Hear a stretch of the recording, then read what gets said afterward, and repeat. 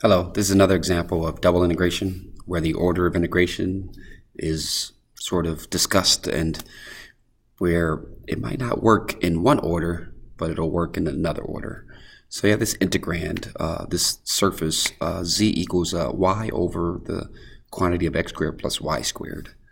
And we have to find the antiderivative of that over the region where we have two lines, y equals x and y equals 2x.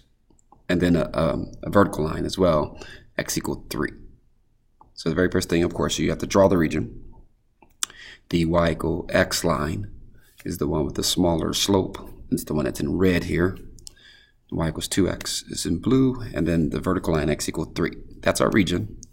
And we're going to discuss which direction dxdy or dydx would be best to do and actually perform the integral too, because it's quite interesting how you find the antiderivative there.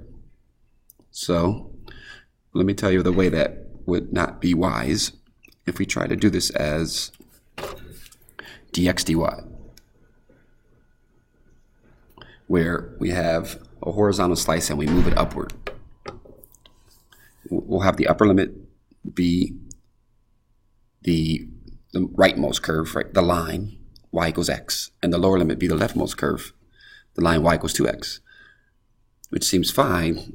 But as we move this upward, we're going to find out that the upper limit has switched curves. Now the upper limit is on the line x equals 3, and the lower limit, it's still on the line y equals 2x. So in order to do this, it will require two integrals. Not that that's something that you should run away from. It just means that it'll require more work. And so because of the fact that it requires two integrals, we want to take a look at what would be the other direction, dy dx. So same drawing, but now we're going to slice vertically and move it horizontally. That's dy dx.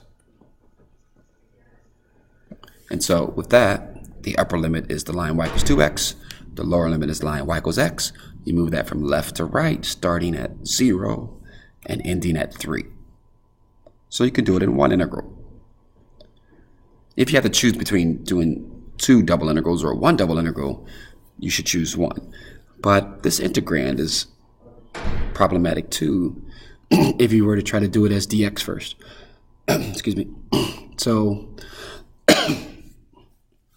if doing this as dx first, we would have some sort of a arctan, and then we'd have to integrate that arctan. And so let's see what happens as doing this dy first. We want to find the antiderivative, where we have the lower limit as x, the upper limit as 2x on the inside, and then we move from 0 to 3 on the outside, limits of integration, and the x squared is a constant, and so we have a y squared underneath and a y up top. The best approach there is to do a u sub. Let u be the entire denominator, because the derivative of the numerator would be 2y dy. A derivative of that denominator would be 2y dy. The numerator is y dy. And so, therefore, we just divide by 2. And we'll have the fact that half of du will take the place of that y dy. What are we left with at that point then? We have 1 over u, and then half of du. So we have basically 1/2 the natural log of u after integrating. Last job, replace u with what it was, x squared plus y squared. So we have 1/2 of x squared plus y squared. 1/2 the natural log of x squared plus y squared as the antiderivative. And our job is to put a 2x in and an x in, replacing the y. If it's helpful, I don't know, put y equals here.